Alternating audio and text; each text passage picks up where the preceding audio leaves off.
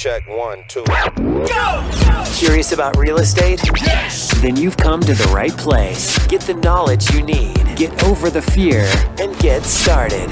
This is the Michael Quarles Real Estate Show with your host, Michael Quarles.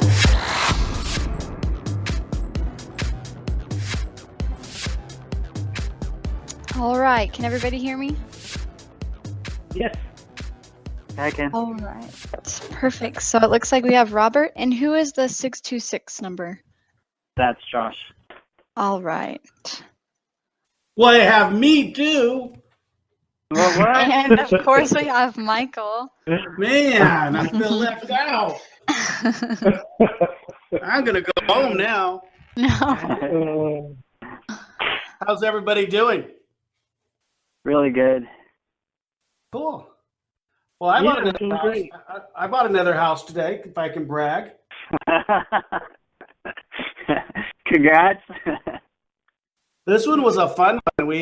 We're actually making it into, I take credit for everything that happens at my office. I just want you guys to know this. I do everything. It's all because of everything I've done. No one else does anything for me. In reality, I don't do anything. In fact, I'm sure they're just going to have a taxidermist come over when I'm dead and, stuff me with whatever they do, and I'll just be sitting at my desk because they don't need me anyway. So, so Riley is actually taking, and we're doing a daily deal podcast, and we talked about our second deal today, which is kind of a fun one. The seller, they wanted, they owed $72,000. They were paying like $8 something a month in the mortgage payment. They wanted $9,000 walk away money.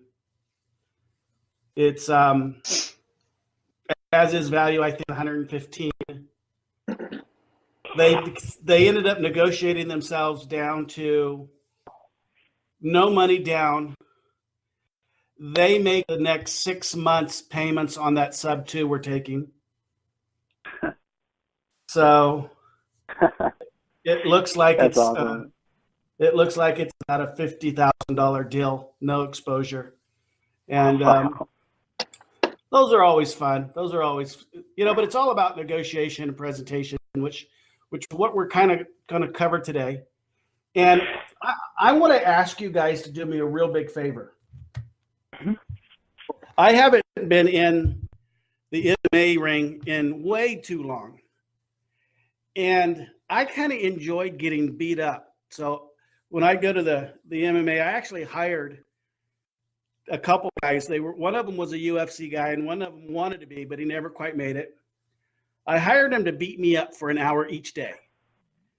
And I figured if they could, then I'd get better at it, right? If, no reason to get in the ring with someone that I could beat up, because that wouldn't be any fun. But if I got in the ring with a couple guys that could just kill me, just look at me, kill me, then inevitably I'm going to get better. So since it's been so long since I've had that experience of just getting bruised and bloodied and my ego torn in pieces, I'm going to ask you guys to do that for me today. So I want you to be the professional UFC. Now, I'm a heavyweight now, so I need you to be heavyweight UFC fighters and giving me all the objections you can. Tell me why I can't buy your house. Give me just the reasons as I go through this presentation. And let's see if I have any eyeballs left and legs left and arms left when we're done, okay? Sure. Okay. Will that work? That sounds great. You and don't be nice. Kick me, okay? Even when I'm on the ground, kick me. Don't kick me too hard, but kick me a little bit.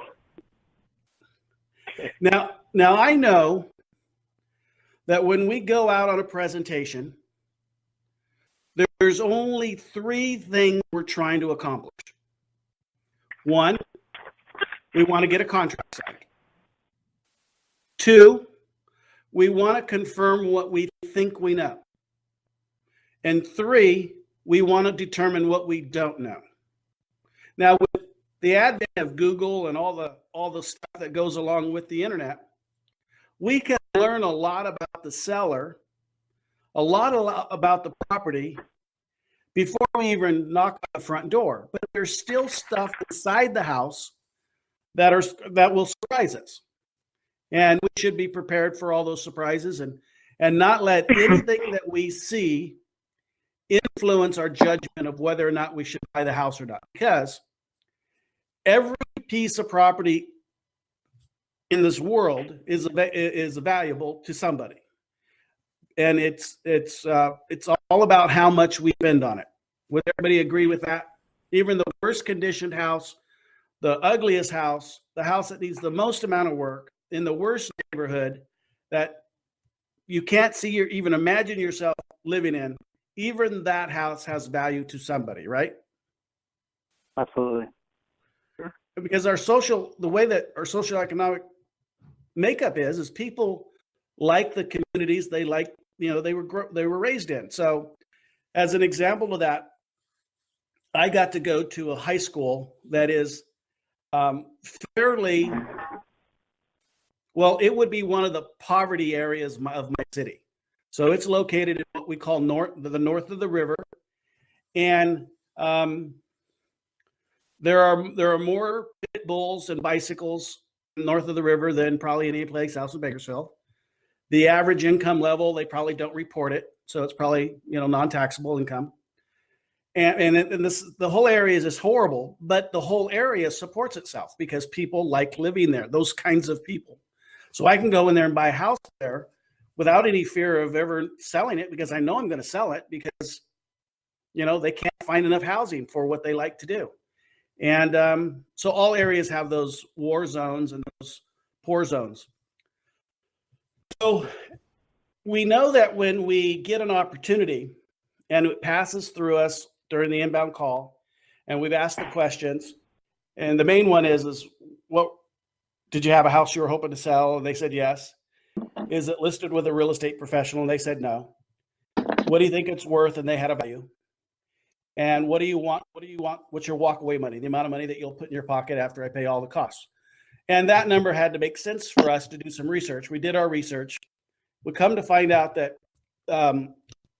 whether it is already a deal or it has the potential to be a deal based upon our negotiation, we're there because we know the seller's motive. When we go to the property, besides ourselves and the 4 contracts that we take, and the blue ink pen that we take, and the red and yellow advertising business cards, and the other business cards, our professional business cards, and our property profiles, and our CMAs, both public and realtor CMAs, the map to the property, even though my Bentley has GPS in it, I always like that, it's easier. We're take a tape measure. We're going to take, I would take in my area because termites are such a large issue. I would take a poker, which is basically like a fireplace poker. When you hit logs in a fireplace, for those of you that have done that, and move them around, something to that effect, because that's how we inspect for termites in some areas. So I take those things with me so I could be prepared to inspect the property as I'm communicating with the seller. Now, in the communication process and negotiation process with the seller, we can do it 2 different ways, and either way is okay. I can give the presentation, a majority of it, while I'm walking around looking at all the things that are wrong with the house. I'm finding them. Trust me, even the most beautiful house, well-conditioned, well-mannered, maintained house, I'm finding the things that are broken. That's my job. But I can have and give my presentation to buy the house while I'm doing that, or I can do that, be done with that, and then invite myself to sit at the kitchen table. Now, as I invite myself to sit at the kitchen table, because I'm going to have to sit someplace at some point to sign a contract. If if some people will have a rectangle table, and some people will have a square table, and some people will have a round table, and some people will have multiple tables. So they'll have a round one and a square one. At all times, if you have a choice, it's the round table. The reason for that we pick the round table is it's less totalitarian. So it's, like when you were in school, did anybody ever have to go talk to the principal? Am I the only one? Every day. Because I remember when I went to talk to the principal, I'd have to sit across the desk from him, and he was in charge and I was in trouble. Well, that thought process will have evolved into adults, because let's face it, teachers stand up, students sit down. So if you ever want to be heard and acknowledged during a presentation, if you're sat down, stand up, and all you have to do is simply pat your hand on a downward motion with your hand out, telling everybody else to stay seated. You're now standing. You can give a presentation right then, standing up, and I can guarantee you those people will listen to you, because they're now the student and you're the teacher. But getting back to the round table, we picked the round table because it's inclusive. The square tables, the rectangle tables, are not. Besides that, where do you sit? Well, I always want to sit between the sellers. So if there's two of them, a him and a her, or him and a her, I want to sit between them. And I know I'm going to have to play ping pong a little bit with my head. So I'm going to have to look at one of them and then look at the other one and then look at one of them, look back at the other one. I don't care. I'm going to acknowledge both of them. They're both going to be in my conversation. I'm going to find out who it is that is the decision maker before I'm done with my conversation. And that's the person I'm going to have real good eye contact and body contact with. However, it is important that both people be at the table, one on each side. If there's a child that's in the room and wants to be a participant, and I don't mean like a child that's eating M&Ms and Cheerios off of their little high seat kind of thing. I'm talking about a school-aged, high school-aged child. Have that person part of the presentation. If you do not, that won't go over well, because that child has an influence on whether their parent sells the house or not. And I don't know if you guys remember when we were children, it was a long time ago for me, but anytime my parent or parents wanted to move me, that was a big deal. And if I didn't want to be moved, well, I would put up a fuss. So if we can let them participate in it, it'll make it the whole transaction a little bit easier. So any questions so far? How does a couch do you ever do it there versus absolutely. Versus at the table? Because some houses are so small they use the table for countertop space, and so we have to do the couch. And I'm going to pick the couch. Now, I will tell you, you never want to sit in a chair. Can I tell you why? Why? Because someone sits in that chair. It's their chair. I don't know if anybody has a chair in their house, but typically when there's a chair in the living room, it's a chair for somebody. In my house, my chair in my living room is for my mother-in-law. It happens to fit her body. It's easy for her to get in and out of. It's her chair. I could not sit in her chair and have a comfortable presentation because I'm sitting in her chair. She wouldn't know how to respond. She would just be so unhappy, not like outwardly unhappy, but emotionally unhappy, that it would show, and I wouldn't have as good of a presentation. Couches are easy. Sit in the middle of the couch. Let someone sit on each side if you want. But I've done many presentations from the couch. Not a problem at all. One other thing I should tell you guys, and have you guys at least acknowledge it. There are some cultures that don't allow women to participate in the presentation. you typically will pick up on that real fast. And it's important that you don't step on the culture.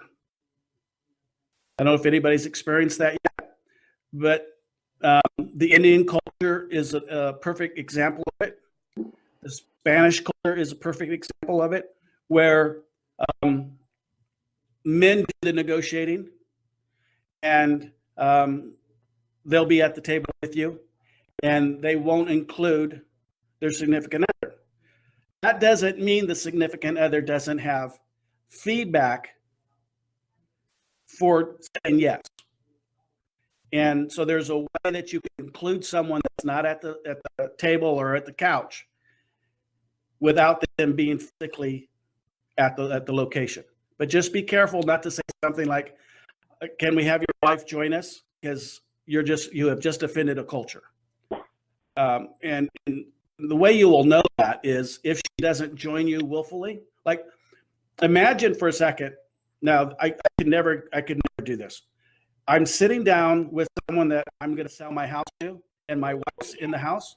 There's no way I would do that, and there's no way my wife would not be at that table with us.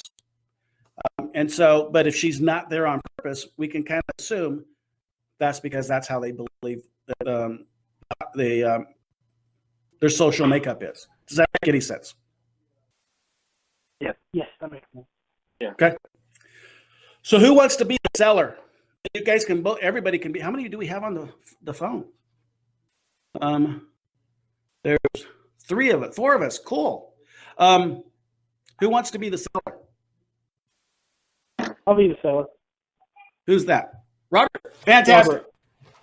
Robert. You're going to beat me up. You're going to give me bruises, break my arms, all that kind of stuff? I'll do what I can. Okay. Don't be nice. So I'm going to knock on your door, Robert. All right. And I'm going to step back and I'm going to look up the street. Now, if I have been asked this, I've been asked this 100 times.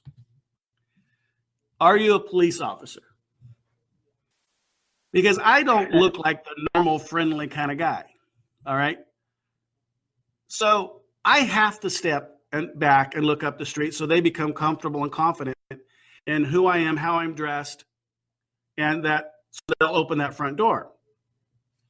I certainly do not want to be looking through the peephole. I don't want to be looking through the side windows. I'm going to knock on the door. I'm not going to use the doorbell. I'm going to knock on the door. I'm going to step back, look up the street, wait for them to open the door. And here we go. So knock, knock, knock. Stepping back. Hey there, you must be Michael. I am Michael Quarles with I Buy Houses. Here's my business card. And thank you for inviting me out to buy your house today. Hey, by the way, is where I'm parked okay? And I'm pointing at my vehicle. I'm parked across the street. I'm not parked in the lawn. I'm not parked in front of the house. I'm not parked in the driveway. I'm parked across the street of the house that I'm visiting. Is where I'm parked okay? What kind of car is it? Oh, I just got that little Bentley out there, that little red thing. Oh, yeah, that's fine. I think everybody will be okay with your car parked there. That's no problem. Perfect. Well, thank you. How did you happen to find my company to call, by the way? Well, I got this big stack of postcards and letters in the mail, and I just started going through them, and yours is one of them. You got a big stack of postcards in the mail, and you started going through them. Mine was one of them. Well, yeah, I can't figure out why everybody's trying to buy my house. Well, what's the best you can give me for it? You know what? That's a great question. That's what I'm here for. I'm here to buy your house. I don't know what we're thinking about doing. All I know is what I do is I send a postcard out to folks like yourself. The home must have qualified and fit inside my program. What I'm here for today is to go ahead and buy your house at a price that's reasonable for both of us, create a win-win situation. And in fact, I have yet to ever buy a house from someone who didn't agree to the sales price. Every one of the people that sold me their house agreed to the terms, the sales price, how long it took, and they got their cash on the day of their choice. It's kind of a cool program. But you got a postcard in the mail. I think that's outstanding. It pays to advertise. Question for you. When would you like to have your house sold?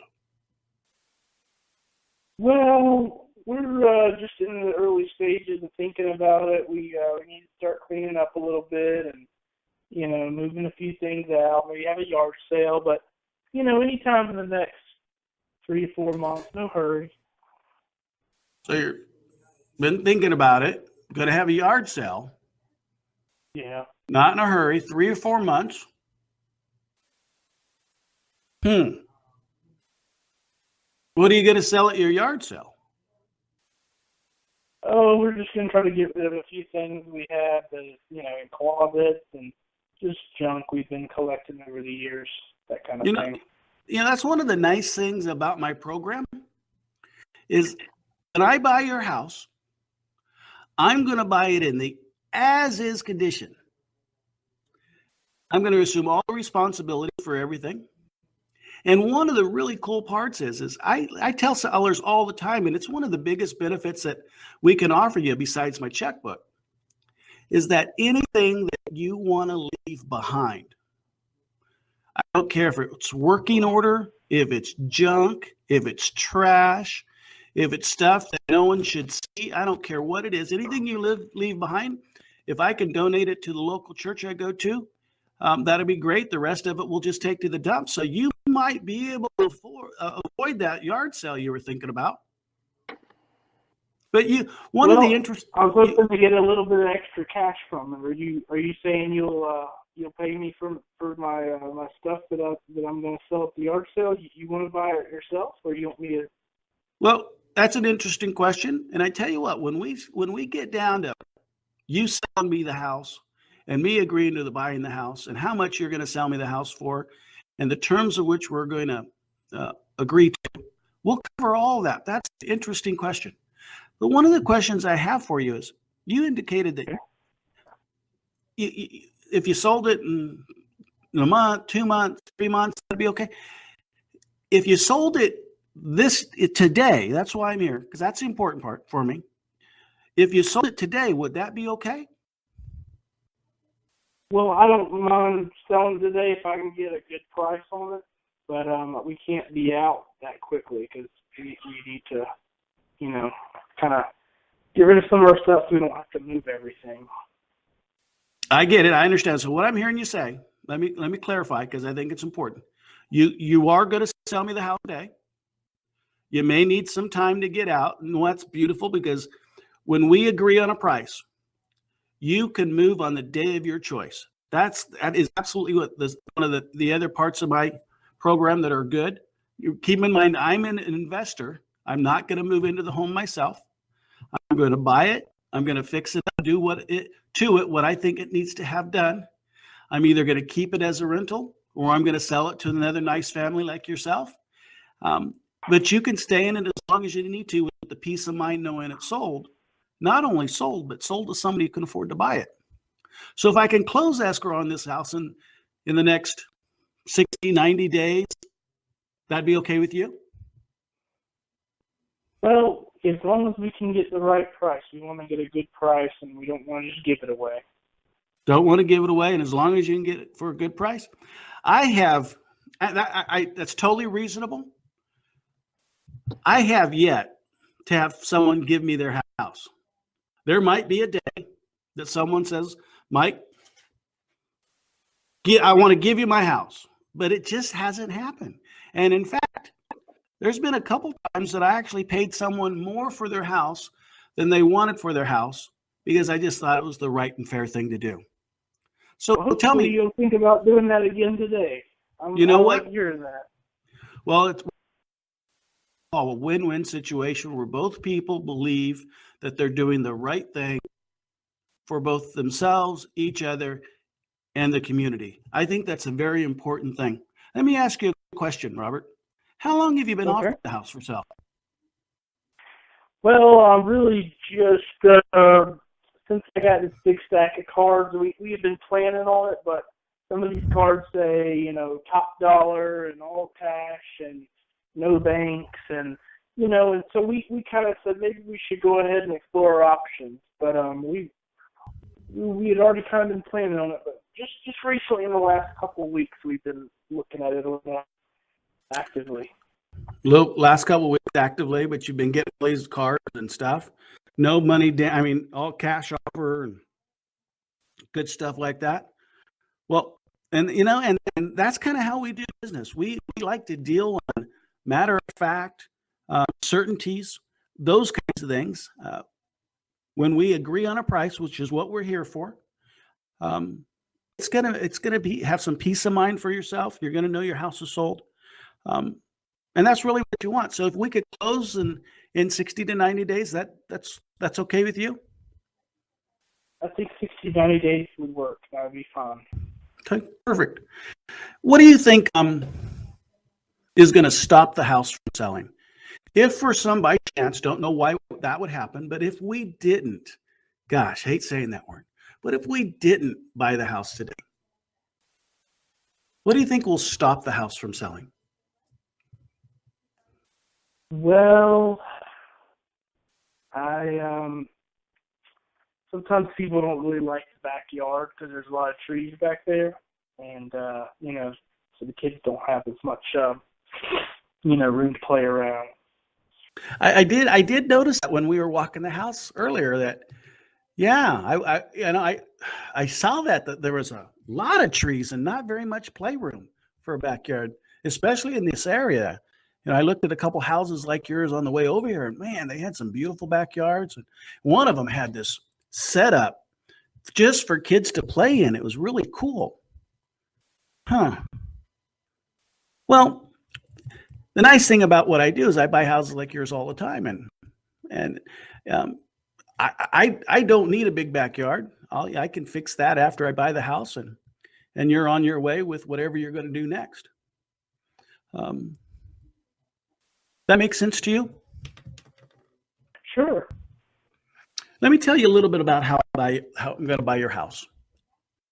I'm going to pay all the costs, things like real estate commissions, title insurance, closing fees, transfer tax. Oh my goodness, taxes. Man, they tax us on everything. All the disclosures, wiring fees, courier fees.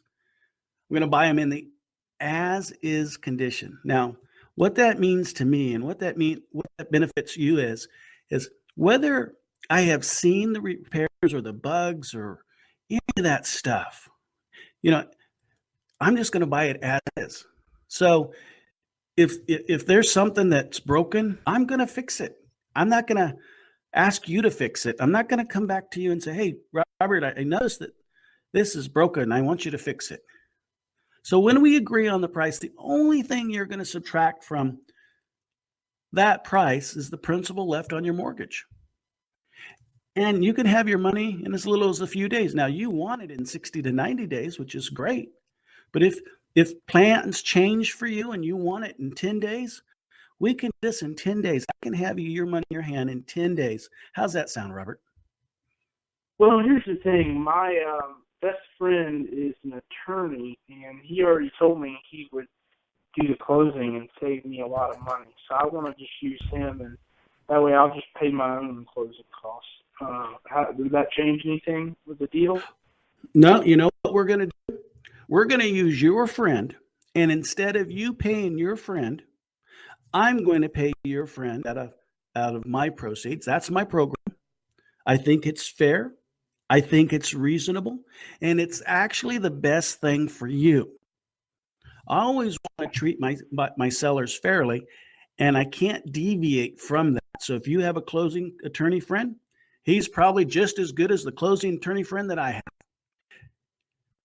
And when you and I walked through the house earlier, we agreed that the house needed about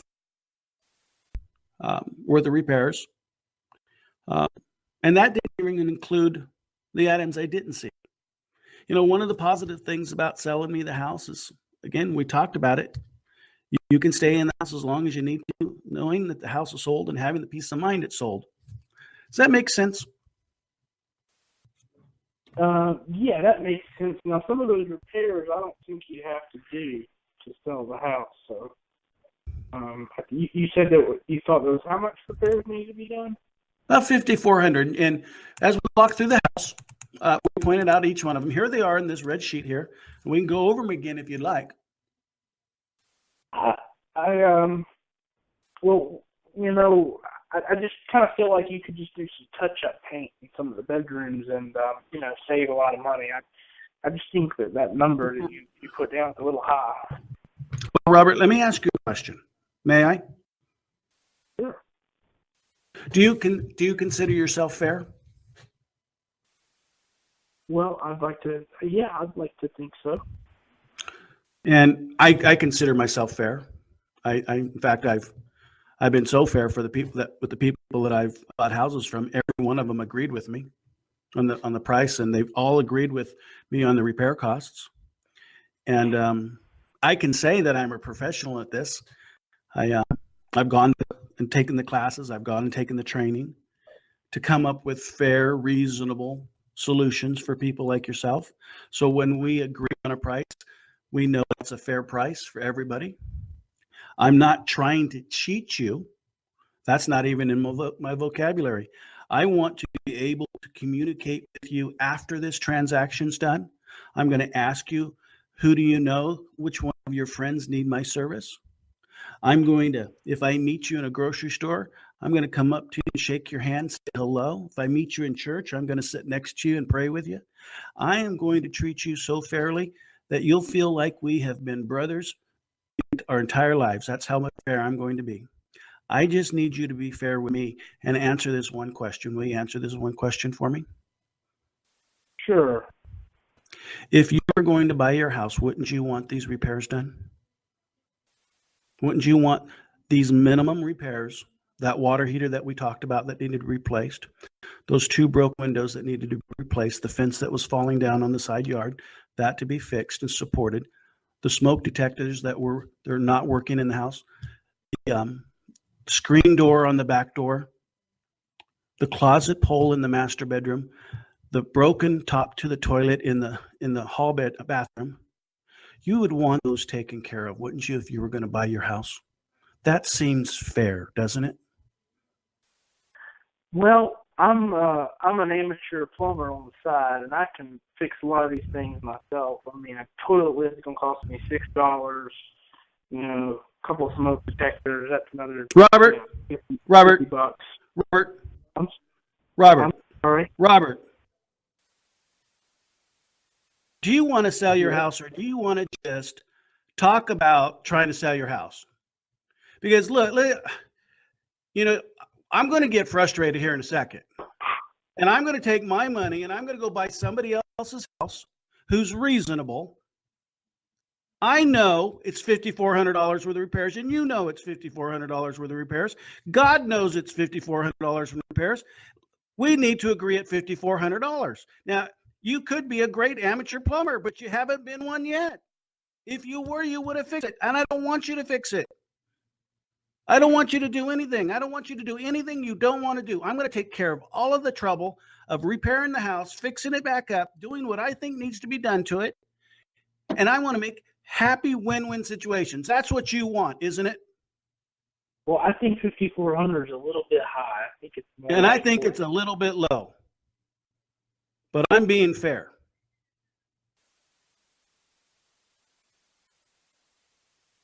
I don't know. I think we're maybe 1,000 or 2 off on the repairs. But anyway, just keep. What can you do? What's the best you can give me for it? Repairs, $5,400. What's the best you can give me for the price for the house? Well, we'll get to that in a second. What were you hoping to sell your house for in the first place? Remind me. Well, you know, the neighbor down the street sold for $205, and the neighbor behind me sold for $199. Tax value on mine is $209, so I figure somewhere around $199, $205, somewhere in there.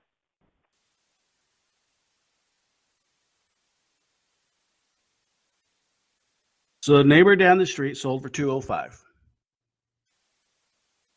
that what I heard you say? That's right. Did he use a real estate professional? He may have. I believe he did use an agent. He did. I looked it up before I got here. He used a real estate professional. I actually called that real estate professional. That real estate professional said the commission that he was paid was 7%. He also said that the seller paid the buyer's closing costs of 4% because the lender allowed for it. He also indicated that the seller had to put a brand new roof on the property that we haven't yet spoke about to bring it up to minimum FHA standards. He also had to do about $6,700 worth of work. That house sat on the market for 178 days before a buyer was found to actually buy the house.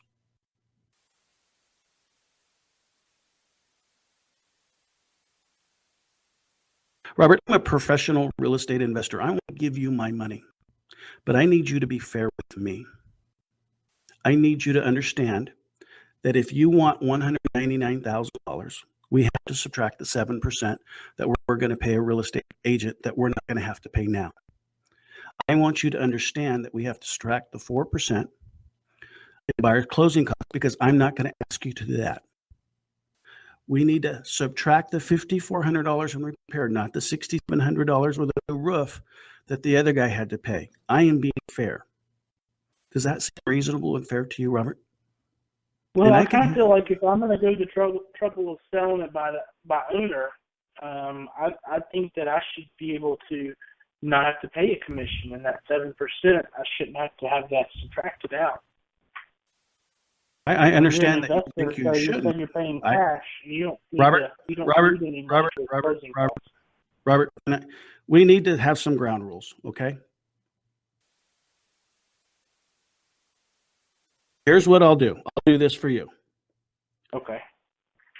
I will ask you my questions that I have to see if your house fits within my business model and something that is reasonable for me to take my cash out of my bank account and hand it to you over handing it to somebody else who has a house like yours that may be more reasonable. That's my job tonight. When I'm done determining if I can do that, or if I have to give the cash that I want to give you to somebody else, at that point, I'll let you ask all the questions you want. But in the meantime, can I ask my question so I can come to a conclusion on whether or not your house qualifies for me to give you my money? Can we do that? Well, I think that we also have to look at, the numbers that you're presenting, because 11%, if I take 7% and 4%, I mean, that's like $22,000 on the house, and I just don't think I should have to take that kind of hit. Just, just kind of feel like that's not very fair to me. You don't think that's fair to you? Don't. Would it be okay if I continue to ask my questions, determine if your house qualifies? If it does, agree to buy your house tonight, and you agree to sell me your house tonight. If it doesn't, then I take my cash and go someplace else. We say thank you, and we go on our way. But can we fall forward to see if there's even any indication of me wanting to buy your house yet? How long is this going to take? Oh, just a few more minutes. Okay. So you are correct in understanding that we have to add the 7% and the 4% together. And I'm going to round out your numbers and say that you wanted $200,000 and 11%. I'm going to get out my calculator. Let me get 11% of 200,000. I think that's 22,000. Am I correct? Then I'm going to subtract.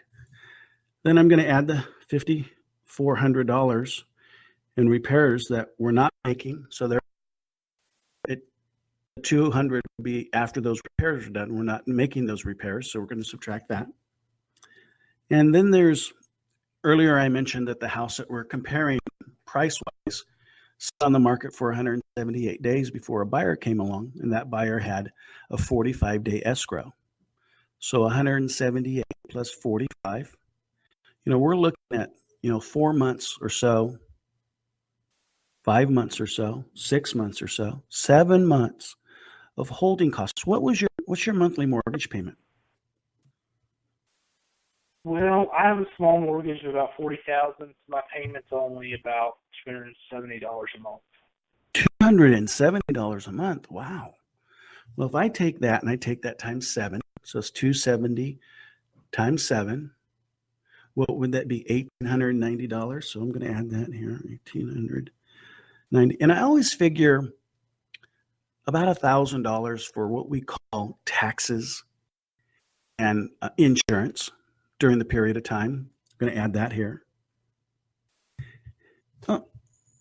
Tell me, this is a hard question, but I know we've become real open and honest with each other, and we've developed a way of talking and communicating that is beneficial to both of us. I think you're a great guy. I think you're an outstanding citizen. It sounds like family loves you. Sounds like you're doing an extraordinary job for your life and everybody around you. Would I be wrong in that, or do you consider yourself a pretty good man? I'd like to think so. You like to think so? I can see that you are.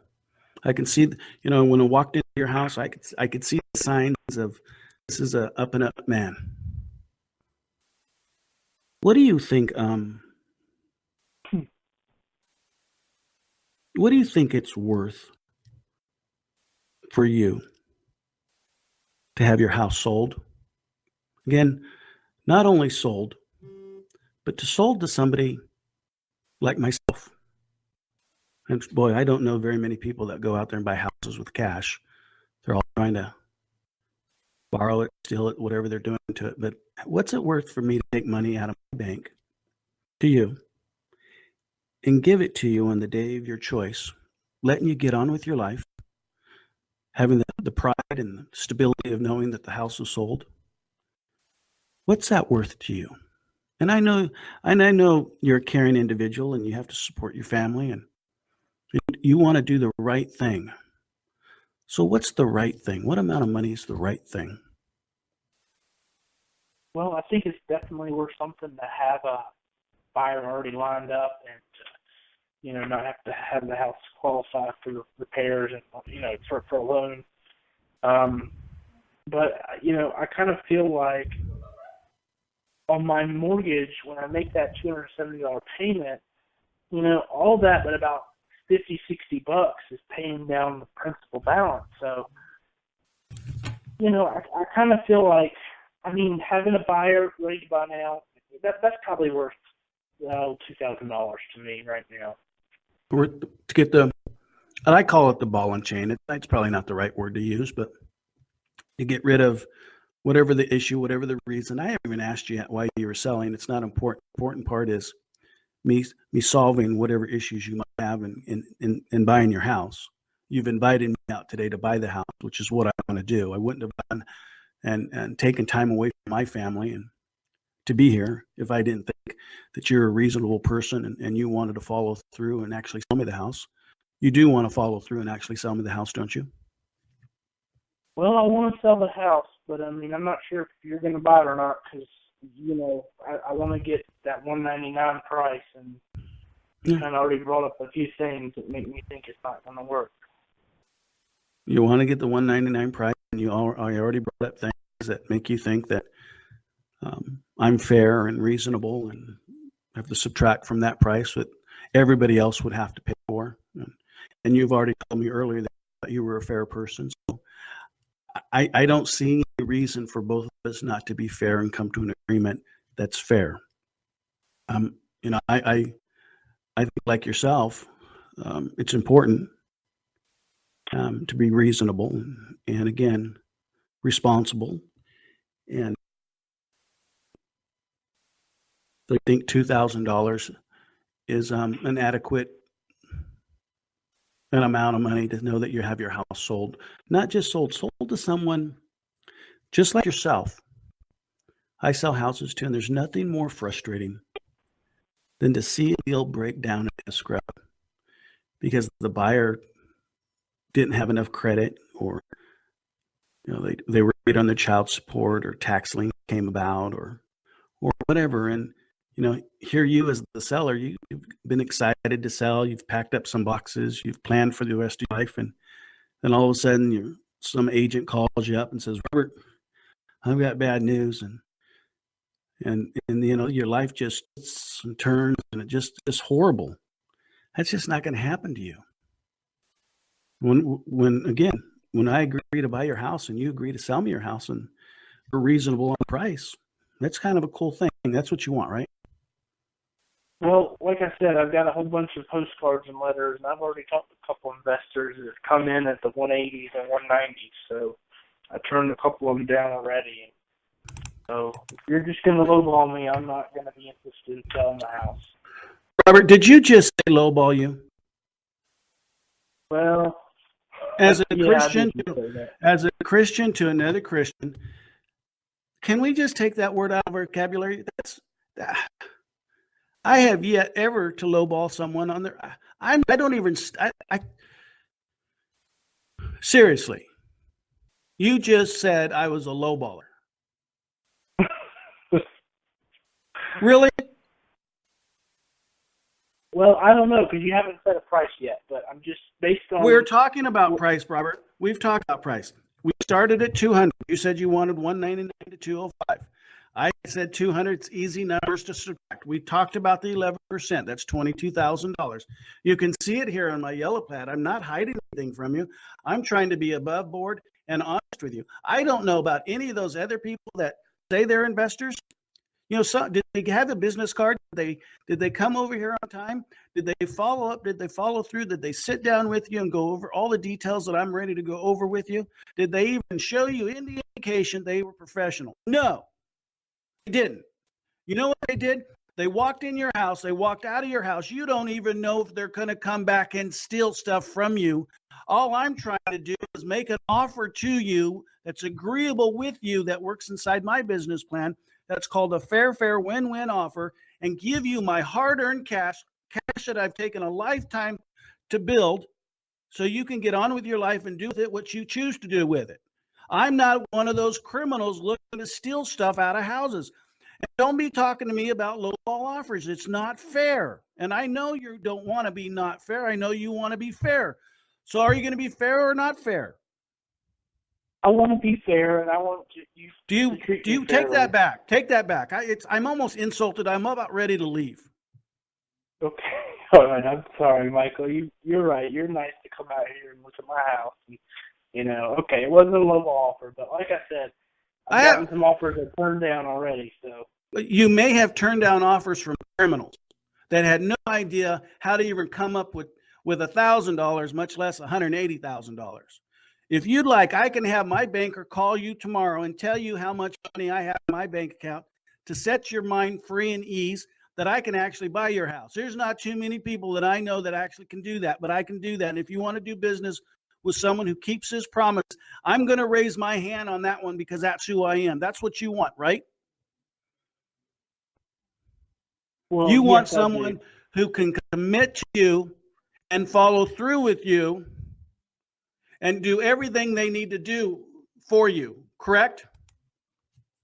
Yes. I want to have a solid deal.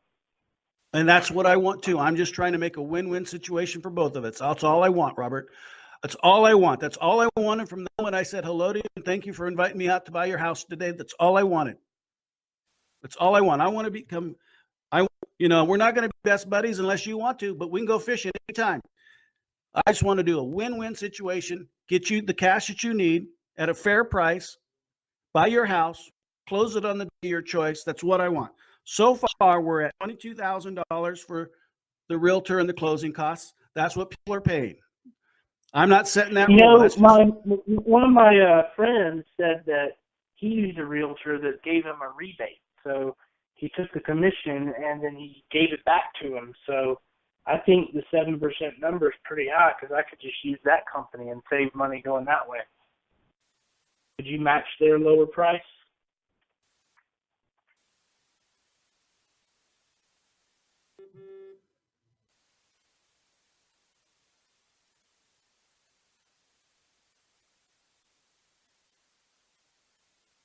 Robert,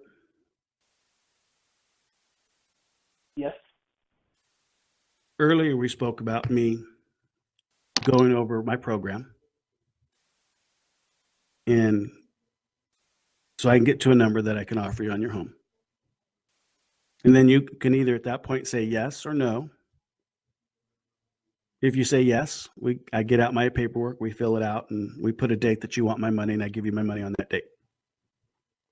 We also talked about when I was done that you had a chance to ask me all kinds of questions, and I'm willing to sit here after I'm done and answer all your questions.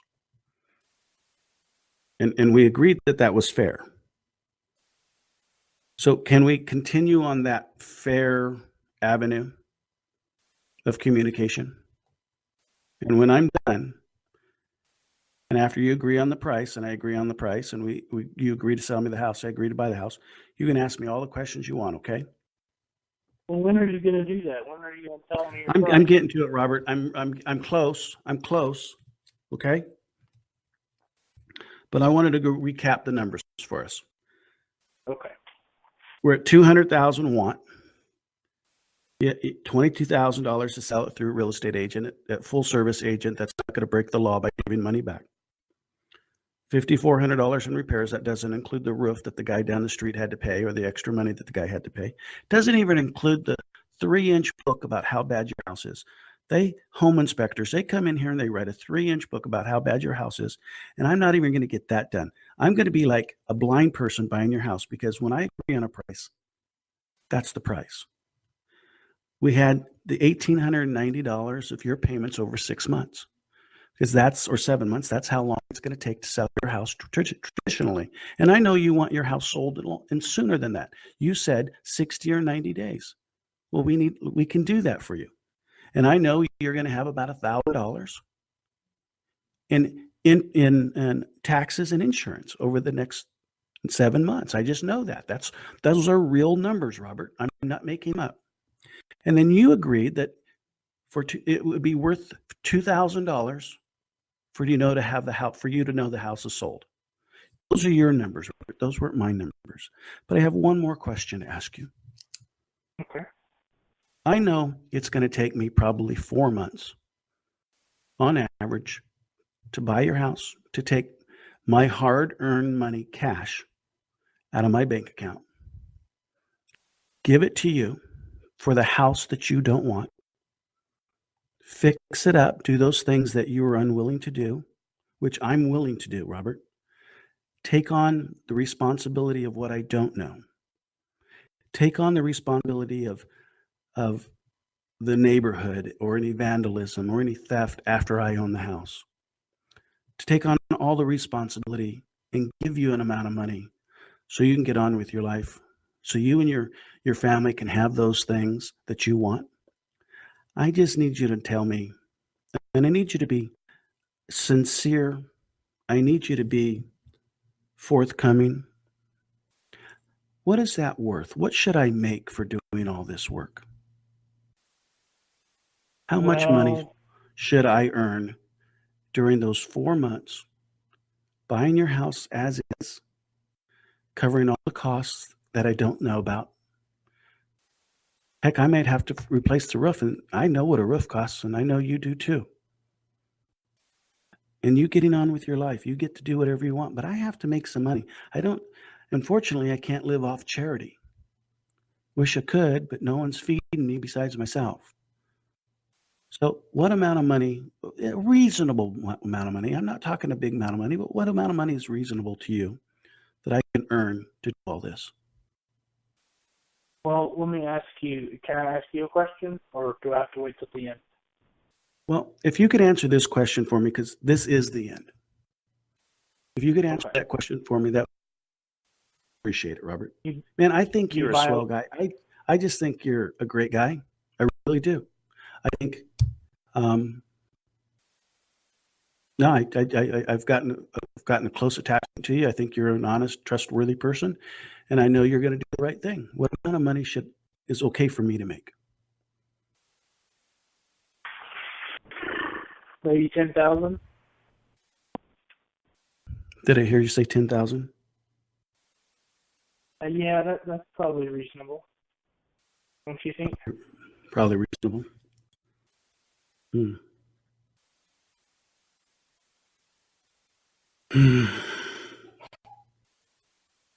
What do you normally try to make on a house like this over 4 months? Well, I want right now, Robert. Saddens me, but I'm going to add some stuff up here and see what the numbers tell us. I'm amazed, actually. Just a second.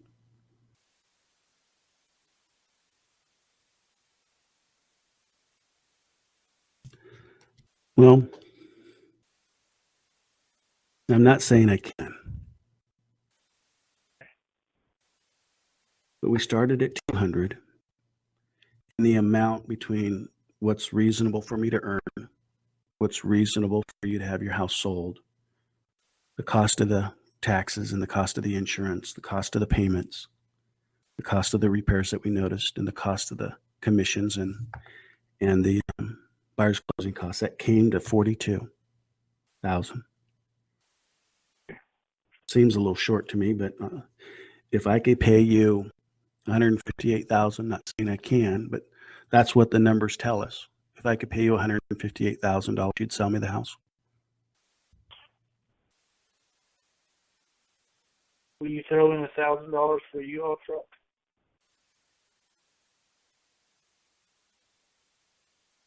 Well, I throw in $1,000 for the U-Haul truck. Yeah. When would you like to have that money, Robert? The money for the U-Haul truck? No, sir. I mean the all of the money. When were you thinking? 60 days or the 90 days? 60 days will be good. 60 days would be good. Mm-hmm. And how much do you have left on your mortgage? I believe it's around $40,000. 40,000.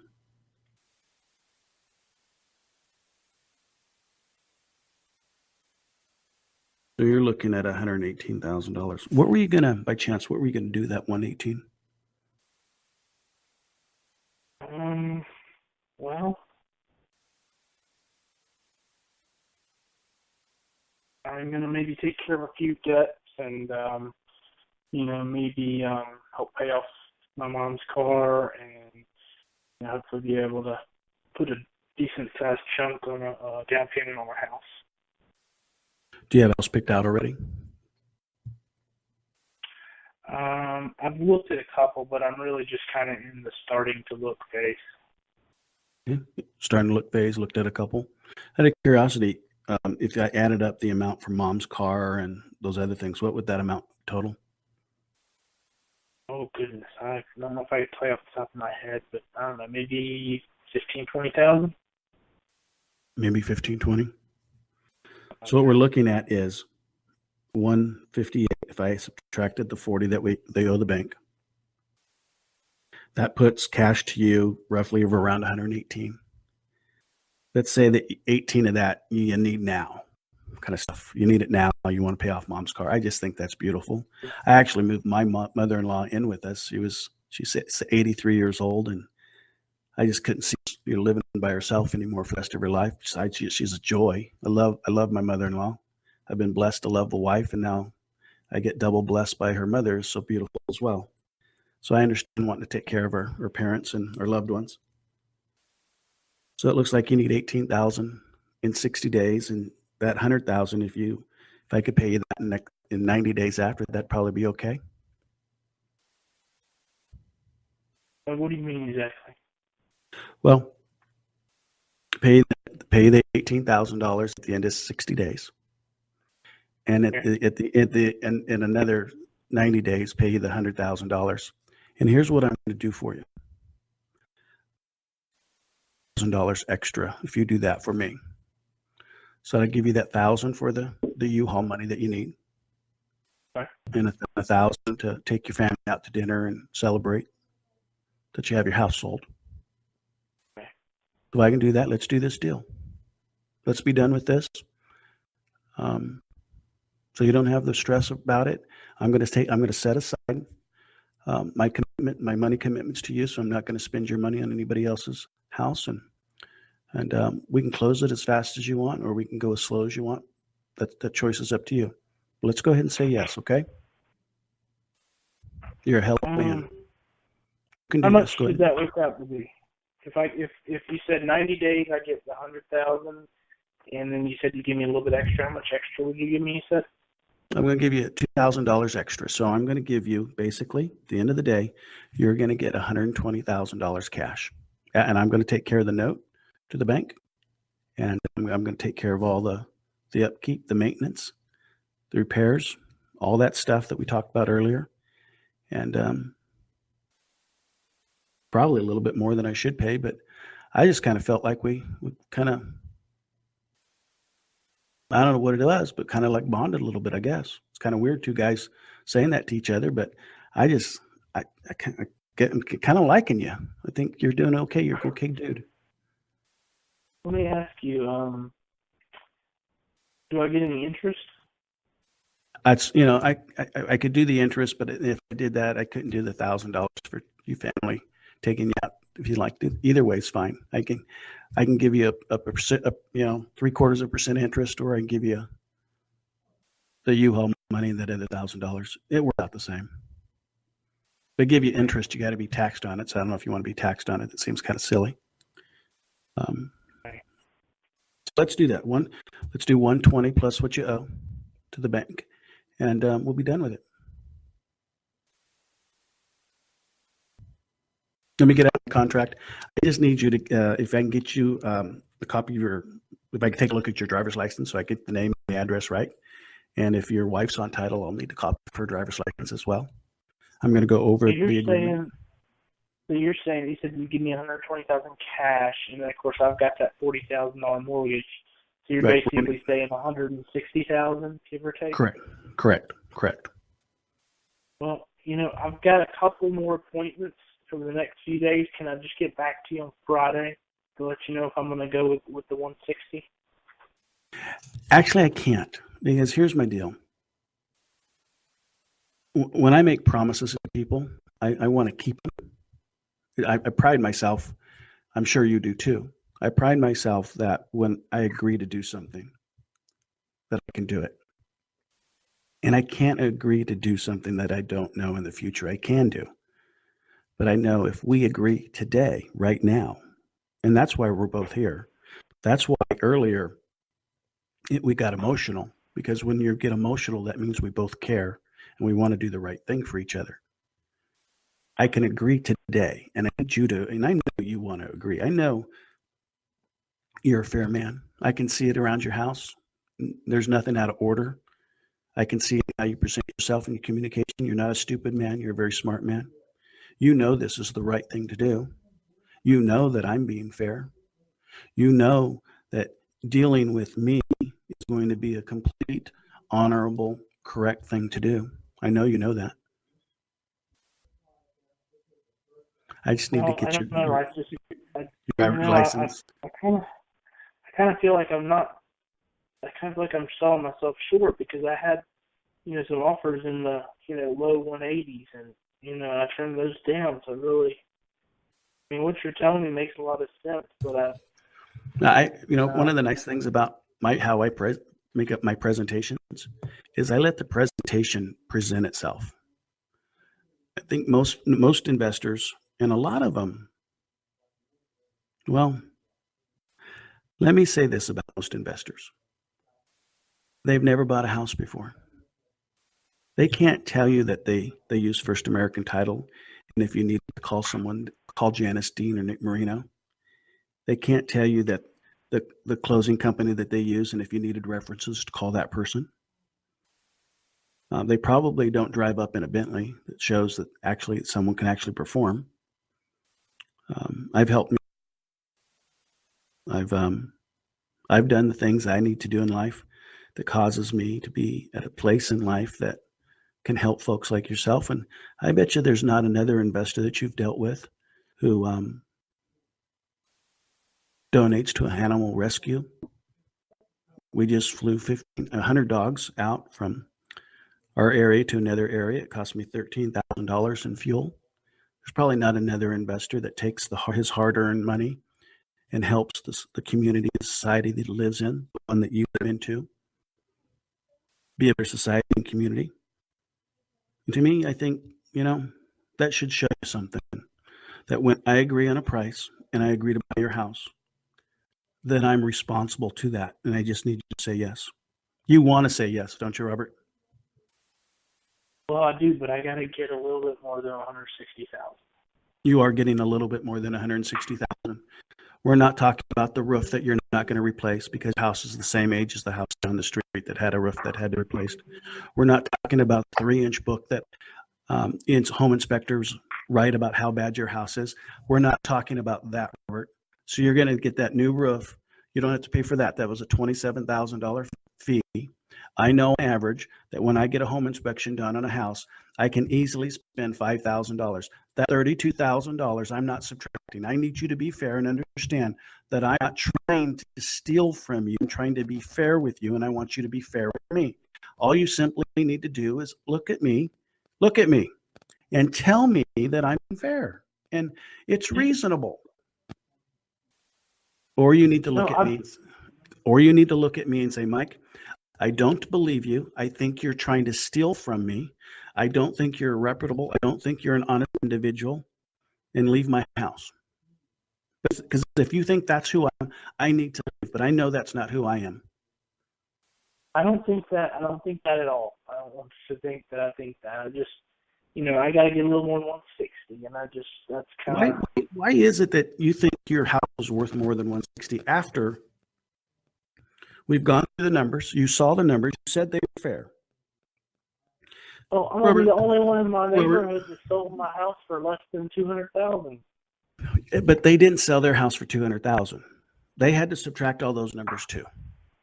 In fact, they had to subtract the $27,000 on the roof and the $5,000 for the home inspections. So they actually got paid less. That's what they got. I'm just trying to be fair with you. When I come over and look at your house, I don't know if you know this or not, but I look at 3 houses that are on the market and what the condition of those houses are. And all 3 of those houses that are on the market are in better condition than yours is. And they're all selling at the 200. Plus, they all have the realtors, they all have the commissions, they all have the black closing costs.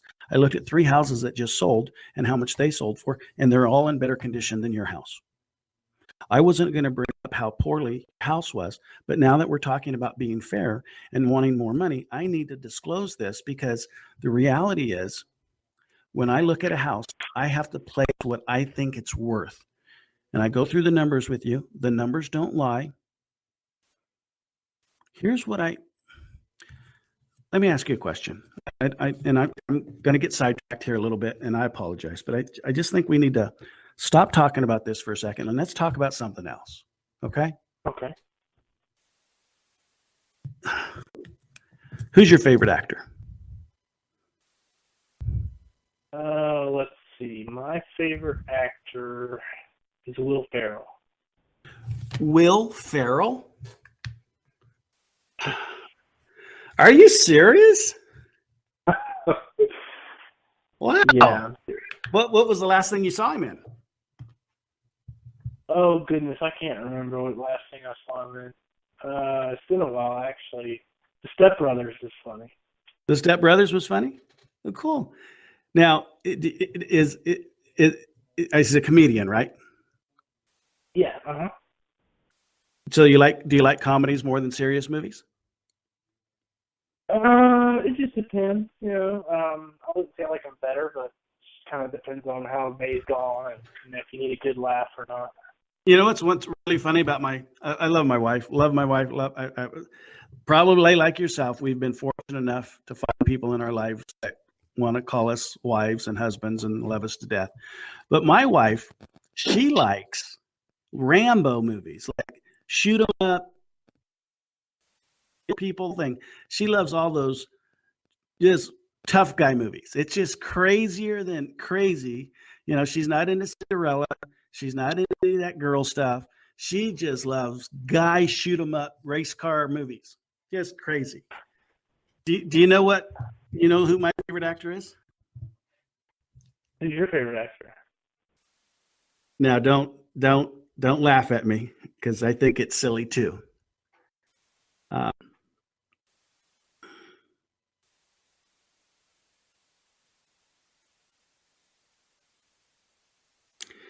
He's married to Angelina Jolie, Brad Pitt. Ah, okay. And you know, he just came out with that movie where it was in tanks and stuff and did all that kind of stuff. He did a good, he did a good thing in there. And then he was in that movie with that other guy where it was the fighting movie, the Fight Club kind of stuff. And Yeah. and he's an okay actor. I mean, he's not like Will Ferrell by any means. So we were close. But man, he gets to go. Now, don't tell my wife, and your wife, I hope she's not listening. But he gets to go home to Angelina Jolie every night. Every night he wants to, he gets to go home to, and I think Angelina Jolie is just absolutely gorgeous.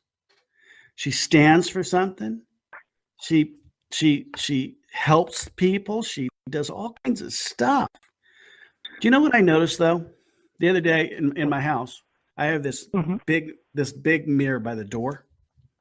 Mm-hmm. I was walking out my house to go to work and looked over at that mirror and I didn't see Brad Pitt. I could want to be Brad Pitt. I can need to be Brad Pitt. But I looked in that mirror and Brad Pitt wasn't there. I was there. I'm not Brad Pitt. So I know my life is my life. And I'm happy with that, and I can accept that. And I can be fair with myself, that I am who I am, and be fair to everybody in my life, and I think that's what it's all about. We can have and we can want more than's reasonable. We can want it, but that doesn't make it right. Just like you wanting to get a little bit more for your house than it's real and right. You can want it, but it doesn't make me Brad Pitt, and it doesn't make it right for you. It's not gonna happen. And I hope you understand that. I'm not the one that's telling you what your house is worth. You're telling yourself through the numbers and what the buyers are willing to pay for your house, what your house is worth. And it's right now, it's at the most it's worth is the 160. And that gives you the $1,000 U-Haul money and $1,000. Call it interest, call it celebration money with the family. And that gets you your money pretty quick. Let's go ahead and do this, okay?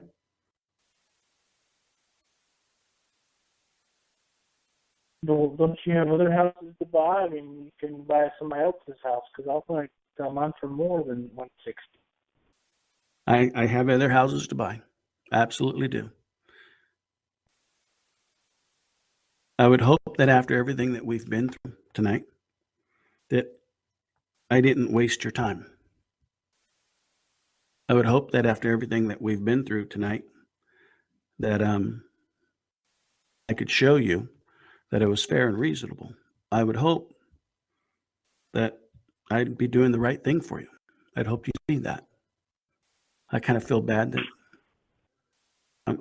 I feel bad that I wasn't able to help you there and show you that I'm doing the right thing for you. I need you to do the right thing for yourself. Well, I just think there's a lot of, all these postcards and all the investors out there. All they want to do is just give you a low number. And that's why I didn't give you a low number. I gave you an honest number. I didn't lowball you. That horrible word I can't believe people even use that word still. It's one of the most distasteful words I've ever heard someone call me. That's not who I am as a person. I gave you a rundown on what your house was worth on today's marketplace and the costs that were associated to that number. I was fair. I'm fair. And I know you're fair too. We just need to simply say yes. Well, I don't know. Can you do 170? I can do Maybe 160. I can do 160. You don't have anybody that can do some of those repairs for you for cheap and allow you to pay me 170 for it? I can do 160. The reality, Robert, is you're going to take my 160 and my $1,000 celebrating money, and you're going to go on with your life. You're going to go to the next chapter in Robert's life with his family, his fair family, his fair life, and I'm going to stay behind. And I'm going to find the things that I haven't found yet. And I'm going to rebuild this home for another family like yourself. I'm staying behind. I'm taking care of the issues. I'm becoming responsible for all those things that you no longer want to be responsible for. And I'm letting you get on with your life, which is what you want. That's what I'm doing. I'm staying back while you and your wife and your family go live the life that you want. I just simply need you to say yes. Let's do it. 165? Can you Let's do it. 165? Let's do it together. Let's say yes at 160. Are you ready? Let's say yes at 165. Robert, I can't make things up. You know that I'm not that person. By now, you should know I'm not that person. You should know now that I have to both be fair with myself and fair with you. And at 165, it's fair to me. It's not fair to my family. That would be you taking money from my family. I don't want to take money from your family, and I don't want you to take money from my family. It's not fair. What I'm offering you is the fair thing to do. Let's go. Let's say yes together. Say yes at 160. 165. I just think we're so close. Can we do 165? I mean, Are we do a lot of houses. Are we playing games again, Robert? I just, that I could really use that extra $5,000. I'm just a little guy. You're the investor, and Okay, hang on. We talked about this before. I said when I was done, I'd let you talk, but you keep interrupting me. I don't understand. You want me to give you an extra $5,000? yes, 165. I mean, that's just reluctantly. I can tell you. You're persuasive. Hang on. Time out. I don't go sit in the corner. It's not that kind of a timeout. But if you want me to give you an extra $5,000, then here's what I need from you. Are you ready? Go ahead. I need to use your money a little longer. That $100,000 that I'm going to give you in 90 days, if I have it for 24 months, you can have an extra $5,000. No problems whatsoever. 100,000. If that's what you, that 100, well, I'm going to give you 20 off of that. Okay. Whatever's left over, that 100 grand, it's going to be somewhere around 100 grand. I'll pay you that in 24 months, and I'll give you an extra $5,000. So I'll pay $105,000 in 24 months. Absolutely won't have a problem with that. If you want to do that, absolutely, let's do that. That sounds like a win-win. Finally, we got to a point where we can create an offer that's a win-win for both of us. That's outstanding. What a negotiator you are. You should be proud of yourself. Well, can we do it in 8 months instead of 24 months? Would that be all right? I can do 4,000 more in 12 months. 4,000 more in 12 months. Right all now, right, I'll do that. Let's do that. Okay. Let's do that. We'll do 4,000 more, so I get 164, and then I get 20 now, and then I get the 104 in 12 months. Absolutely. All right, let's do it. Let's write it up. Is everybody still on the phone? I am. That was awesome. So, it's just negotiation, guys. Wow. And one of the things I hope it was entertaining as well. But why was I able to give him a $4,000 more? You have more time for paying it back. Yeah, I'm going to go buy about 8 more houses with that $100,000. That's pretty simple to me. And Robert did a great job. He wasn't going to back off or anything. But this is being recorded, I am hoping anyway. If you guys can listen back to it, listen for my tonality changes, how I took back control of the conversation, how many times I told him he was fair, how I built him up to make the right decision, how I used role playing to sidetrack and then use role playing to get back to really the issue. But I think he did a great job. I enjoyed it. I hope this helped those of you that were listening. Any questions before I hang up and call it good for the night? Yeah, absolutely. Great job, both of you. That was amazing. So the offer you did was buying it. It wasn't a great offer. I mean, it's like no, it wasn't a great offer, but it was a seller financing that made it a great offer. Because on a deal like this, I would just turn it, and I'd be done with it. And the reality is I would sell a $200,000 house. It would cost me $16,000. I only have $40,000 in the game, but the whole offer was built around the money that I can use. You would have done this offer? It would have been close, but yeah, I'd probably still do the offer. It would be a mini deal, but I'm going to, like I say, I'm going to take $100,000 and buy 8 houses, 9 houses, 10 houses. Michael, I got a question for you. Okay, who's this? Ronnie. Hey, Ronnie. How much can anyone pay for a seller finance deal? How much will I pay for seller financing? How much can I pay? You want to pay no more than 5%. I'm sorry, what? How much? No more than 5%. Of the asset's value, right? No. Oh, I answered the question wrong. On seller finance, no more than 70% of value.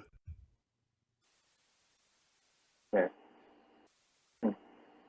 But I guess in this case I did. So I wasn't really looking at the numbers like they were true numbers. I was more negotiating. So, and one of the things I hope you get from the negotiation is I don't budge. What was that you said?